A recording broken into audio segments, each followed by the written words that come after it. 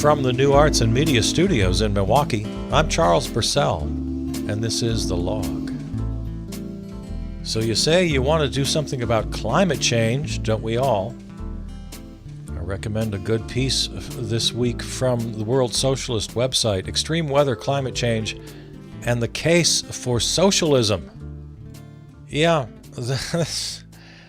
there's just no way around it. We're not going to get anywhere with the climate crisis unless we rid ourselves of the scourge of capitalism. That's all there is to it. It's the only way it's going to happen. Within the rubric of capitalism, we are doomed. In 1982, reading from the article now, in a 1982 internal memo that was given wide circulation to Exxon management, it was made clear that global temperatures would increase sharply as more CO2 was released into the atmosphere. The memo at the time predicted an increase of atmospheric greenhouse gases and global temperatures seen today, and also predicted that global temperatures would exceed an increase of 1.5 degrees Celsius before the middle of this century and 2 degrees Celsius sometime around 2060. 1982. Similar reports had been shown to the administrations of Democrat Jimmy Carter and Republican Ronald Reagan, which warned in the 1980s that the increase of carbon dioxide in the atmosphere as a result of burning greenhouse gases and resultant increase in global temperatures would eventually cause catastrophic environmental consequences. This is an old story, but we keep getting new information on the old story. Of course, as you may recall, Jimmy Carter installed solar panels on the White House. He was aware of this problem. It's not like he moved heaven and earth to solve it all in his 4-year administration, his kind of tortured administration. But at least Jimmy Carter, who, we love around here, yeah, he was on the right side of this issue. He would have sent us in the right direction. No doubt. I have no doubt in my mind.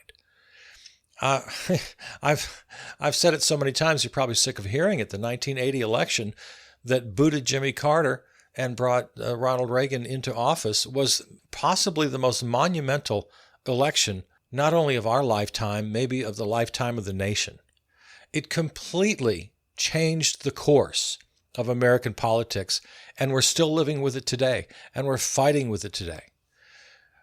Ronald Reagan is the father, grandfather, godfather of everything horrible we see from the right wing today, not the least of which is its denial of climate crisis and its 100% embrace of capitalism and all of the priorities that entails that are the polar opposite of where we need to go regarding climate change. So, yeah, let me read a little more here. More recently, so this isn't all just ancient history, more recently, the 2017 Carbon Majors report showed that just 100 corporations worldwide now produce about 90% of all global greenhouse gas emissions each year. I'm sure you've heard about this.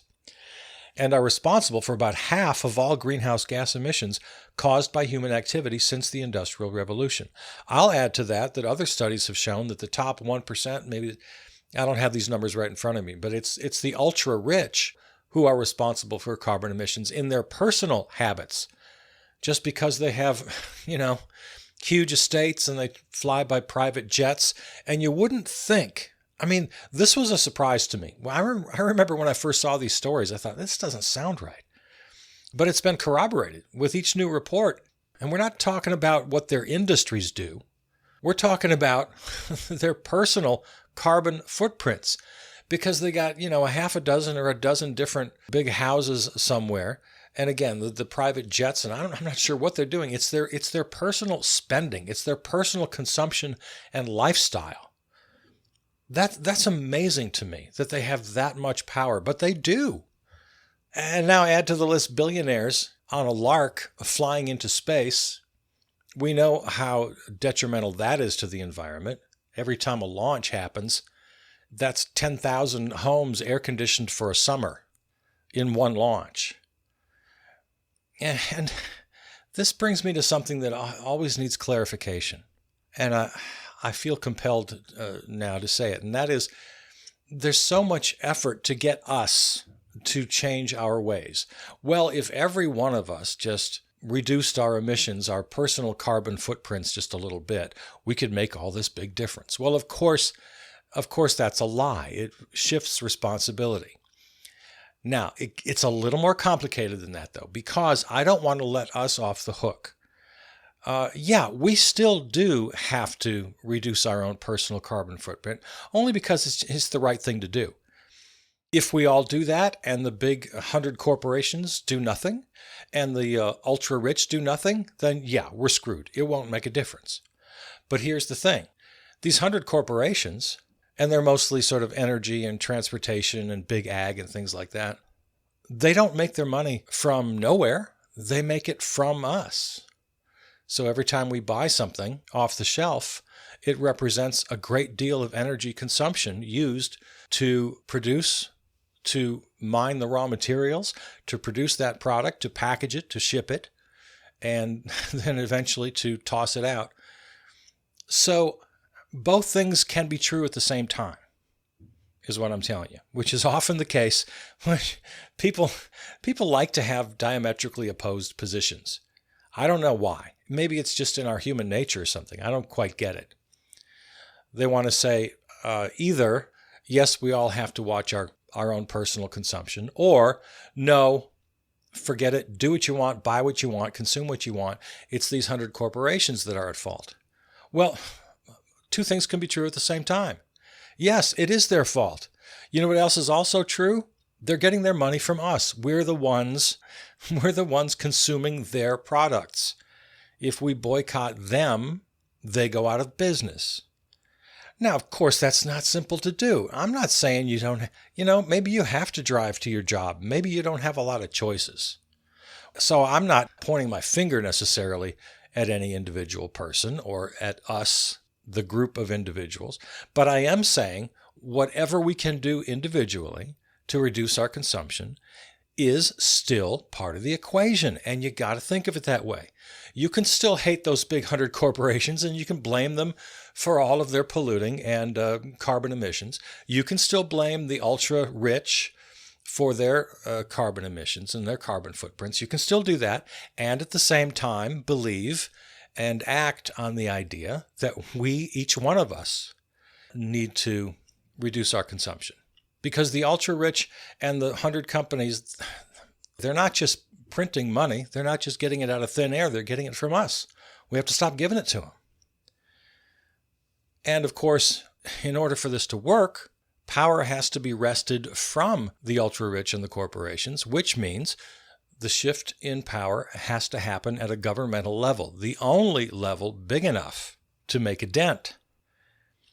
And now getting back to this article, that has to happen through an alternative to capitalism.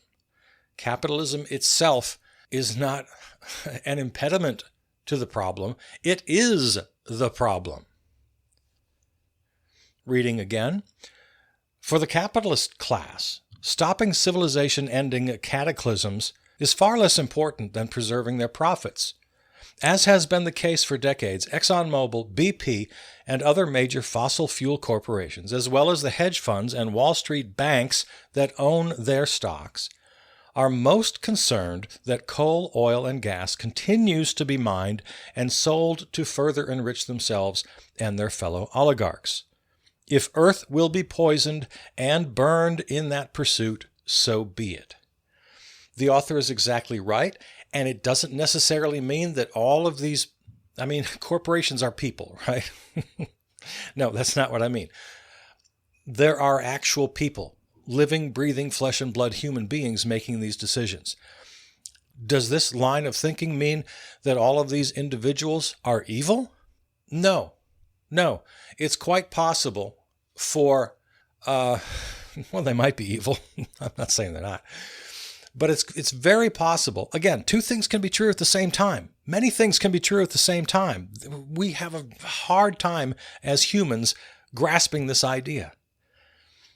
But all of the CEOs and the higher echelons of these corporations, the real decision makers, are made up of men and women, mostly men, let's be honest. And they are fathers and brothers and sons, and they love their families and they love their kids, and they're probably generally normal, good people in many ways. But they are entrenched in a system that just says, well, this is what you do. And speaking of research studies, study after study has also told us over the years that the more money you have, the more power you have, the more kind of crazy you get, and the less empathy you have. And the tendency to be a psychopath increases the more power and money you have. That's not me talking, that's the research. So yeah, we've got these people in these positions that are completely tied to a way of life. They're in a system where their bottom line is to increase profits for the shareholders and to hand out dividends and bonuses to the higher ups. This is just the world they live in.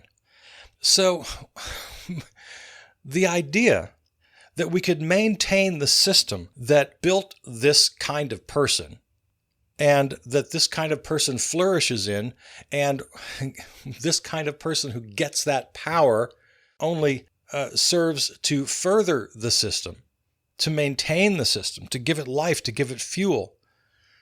And the power that then accumulates in these oligarchs and the politicians who serve them. You don't have to be a radical to understand this. You don't have to be a radical to agree with what I'm saying here, what this article is saying. It's just really undeniable. It's where we are. Let's see, where did I leave off here? Let me finish this up. A parallel must be drawn to the coronavirus pandemic. You and I have talked about this a lot. Just as the world's politicians and media figures have either ignored or actively sought to spur on a deadly contagion to protect corporate profits, to the tune of at least 4.4 million dead, they are actively driving the destruction of the environment. The objective need to increase the rate of profits drives the accelerating exploitation of the world's resources and has led directly to the current and future ecological disasters. And this is why there's no way you can get behind Joe Biden and the rest of the moderate centrist Democrats. Because, of course, the Republicans, the modern day fascist American right-wing white supremacist party, of course, they're a lost cause. That almost goes without saying. You hardly have to argue that anymore. We're going to burn on this planet if we leave it up to them. That's obvious. But there are still millions upon millions of Americans who believe, they actually believe, and this is astounding to me, they believe that Joe Biden-type Democratic centrists can bring us out, can save us from the precipice on which we stand. We're going to rely on a so-called green economy that at its center still maintains the profit motive as its central driving force. That's a fairy tale. So this is where I part ways, even with my favorite people in the House and the Senate. Bernie, AOC, the Squad, Ed Markey, these genuine progressives. But take a look at the Green New Deal. As nice as it is, and it is, I mean, compared to where we are now, it's a great improvement. But at its heart, it still allows for profit-driven solutions. That is a fairy tale. So I part ways with my progressive buddies in the House and Congress. You got to go full socialist. You have to turn your back on capitalism. It's our only hope. Final paragraph. Workers and young people must draw the lessons of the sustained inaction that has caused the ongoing crisis. The struggle to stop climate change, like the struggle against the pandemic and the threat of war, must become political. Yes, exactly right.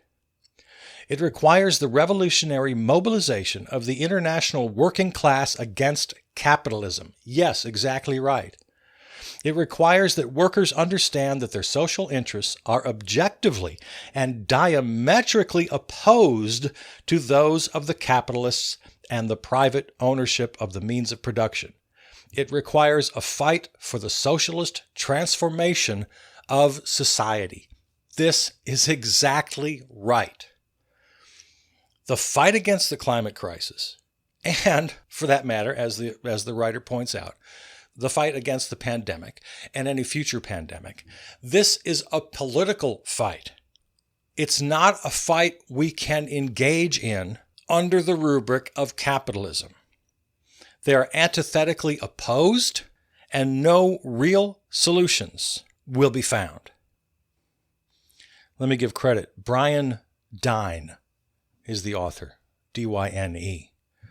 If you want to look it up, World Socialist website, wsws.org, extreme weather, climate change, and the case for socialism. Yeah, just imagine, if you would, if back in 1982, we had a full socialist government in place with a whole lot of small d democracy happening. Everybody had a voice, citizens, workers, a nice little democratic socialist state. No profit motives in sight, only the good of everyone. It's hard to imagine, well, because it wouldn't happen. There would be no motive to hide the facts of the climate crisis. When all these energy companies and transportation companies, fossil fuel producers, they had the facts right in front of them. They knew it was happening. And they chose to ignore, and even worse, hide the facts. We've known this for a long, long time.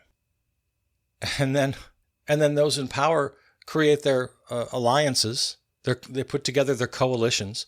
And in this case, it was the radical right, religious extremists, anti-abortion, toss in anti-LGBTQ, cultural conservatives, anti-woman, anti-people of color, white supremacist types. Yeah, it's a pretty strong coalition in this country. When you get the rich and the super rich in alliance with the cracker racists and with the suburban white supremacists and the I got mine, f*** you crowd, boy, that is a powerful alliance, and we've been watching it happen for 40 plus years. Like I say, that 1980 election was absolutely transformational. And we're still struggling. I'm not giving up, but I'm telling you, this is bad. This is bad. I don't want to discourage you. Be a happy warrior. Keep the fight going. But know what you're fighting for, and know what the end result needs to be. It needs to be the end of capitalism and a true socialist revolution. If you're not a revolutionary yet, you're not paying attention. I have yet to hear an argument that is the least bit persuasive that a right-wing or centrist or even moderately left-centrist or even Bernie and AOC can get us out of the fix we're in. Nope, only a revolution will do that. But, man, can't help but get a little discouraged. We seem to be so far from it. The only encouragement I do take, I've mentioned a couple times here on the log, the Congressional Progressive Caucus is up to over 90 members now. And if those numbers can grow, and if the new members who come in can continue to shift to the left, I don't know. Some people say electoral politics is not the solution. And I'm beginning to... I've always understood that argument. But I've also had one foot in the camp of, well, electoral politics can make a difference, as you and I have talked about many times. In the last 40 years, we saw the Republicans, we saw the right wing, we saw the Tea Party, we see the deplorables transform the nation. So that was always my inspiration. Well, if they did it, we can do it. They've proven that it can be done, that you can transform a nation, that you can change people's minds, you can get them to behave in ways you never expected. So if they could do it for virtually all bad results, why couldn't we do it for good results? Why can't we transform the nation? That's why I always had one foot in the electoral politics camp. They did it. I don't know. My devotion to that idea is starting to slip. I don't know. There is some hope. A new poll, reading now from newsandguts.com. More than 60% of Americans, you get 60% in a poll, that's pretty good. More than 60% of Americans support mask mandates and tougher rules against those who refuse to get vaccinated. Those results and a number of interesting insights into the general thinking of the U.S. population come from a new poll by USA Today Ipsos. The vast majority of those surveyed view the protection of the greater good as being more important than personal freedom. Now, this is in regards to mask wearing and vaccine requirements, but that's today's headline. That's pretty important because I think, if I'm not stretching the point too far, and I don't think I am, you can extrapolate that attitude into other areas. We've already seen other polls tell us that Medicare for all is in great favor, at least 60%, more, 70, 80%. Americans want Medicare for all. They want universal health care. Of course they do. The rest of the world has it, and we don't. We're the last holdout. But what's keeping it back? Well, of course, the corporate elite, which we've talked about a lot and we know all about. But also it's this weird, stupid freedom thing. Oh, it takes away my personal freedom. The whole argument from the anti-maskers, anti-vaxxers, and everybody on the right about every issue, it all comes down to this weird notion of freedom. They want complete and total liberty in all aspects of life with no regard at all for their responsibilities as part of a society. So the fact that 60% are willing to tell a pollster that the greater good is more important than personal freedom. Of course they're both important. Of course they're both important. I assume I'm talking to a reasonable person. You are a reasonable person. And you agree that the greater good is something that we should keep in mind. And that at times we need to do something about it. And our actions should reflect our concern for the greater good. You understand that. You also understand that personal freedom is an important quality in any society. Of course. You don't give up either one of them. That's the problem with the right wing. The greater good is completely off their radar. They could care less. They say it right out loud. An overwhelming 72 to 28% of those surveyed by USA Today and Ipsos called mask mandates a matter of health and safety, not an infringement on personal liberty. By 61 to 39%, they endorsed requiring vaccinations. So this is, as I say, this is just on one issue. But the general idea between personal freedom and the greater good, that's the balancing act that we've been playing in this country ever since the founding. I often say that the Constitution, for all of its faults, has a couple of really great qualities in it.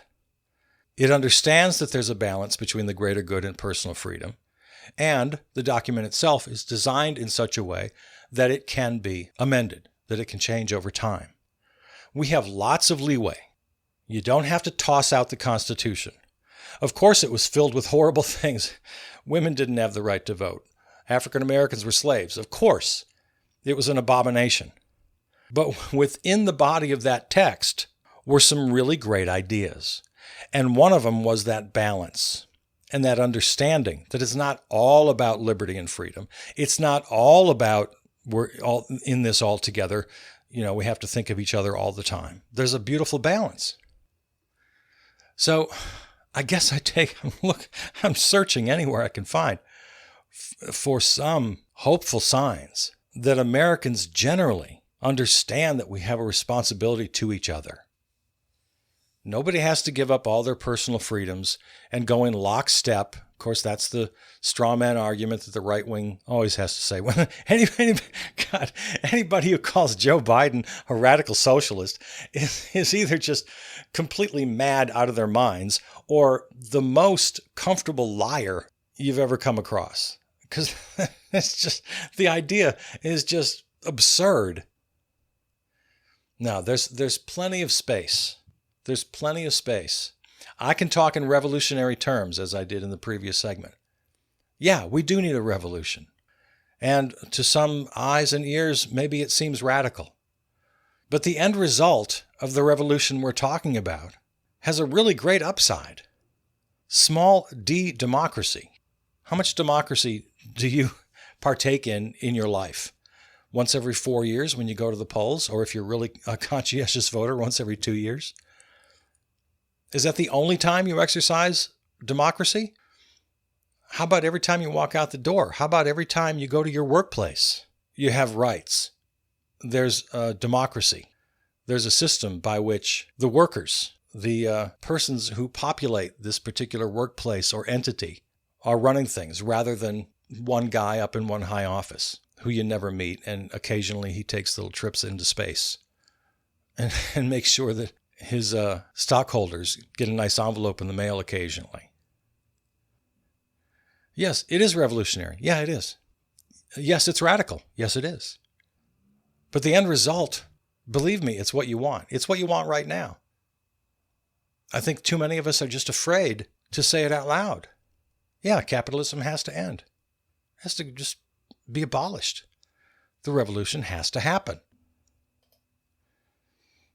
Well, let's see. We've got just a couple minutes left in the show. Let me just express my happiness with the big news that Mike Richards will not be the new host of Jeopardy. I don't know if you've been following this story. Mike Richards, of course, is the executive producer of Jeopardy. They've been, for the whole summer, having guest hosts. And from that list of guest hosts, they were going to, it was kind of an audition summer. They were going to choose the new permanent host to replace the beloved Alex Trebek, who, of course, died earlier this year. Well, it was going to be Mike Richards, executive producer of the program, but some very unsavory, to say the least, comments from a podcast of a few years ago. He had some horrible things to say. I won't repeat them. About Jewish people, about women. No excuse. And so that was revealed, and the suits over at Jeopardy said, nah, I guess we can't do this. So he's out. I guess he hosted 1 week's worth of shows, which they are going to air. I forget when the show gets back on the air in the fall. Pretty soon here. But now the search is back on, and we know two things. Number one, Mayim Bialik is going to guest host again. So when it does return to the airwaves, we're going to see Mike Richards do the first week of programs. And then we're going to see Mayim Bialik for, a couple of 3 weeks. And then they haven't given us a schedule. Maybe 1 or 2 more guest hosts, or maybe it will be the new permanent host. And the front runner, as we speak, I just saw this yesterday, in the news, drum roll please, Ken Jennings, former Jeopardy champion, Ken Jennings. He was one of the guest hosts over the summer, and apparently, according to inside reports, he is now the front runner to be the permanent host. Mayim Bialik, the aforementioned, when they named Mike Richards as permanent host, they also, with the same announcement, named Mayim Bialik as the host of some primetime shows and specials they're going to produce. So I guess that's still going to happen. And if these early insider reports are true, the new host of Jeopardy will be Ken Jennings. But we don't know for sure. We don't know for sure until it's official. It ain't over till it's over, right? Okay, there it is. This is over. We're done for today. I'll talk to you again tomorrow. This is The Log. I love you. I'm Charles Purcell.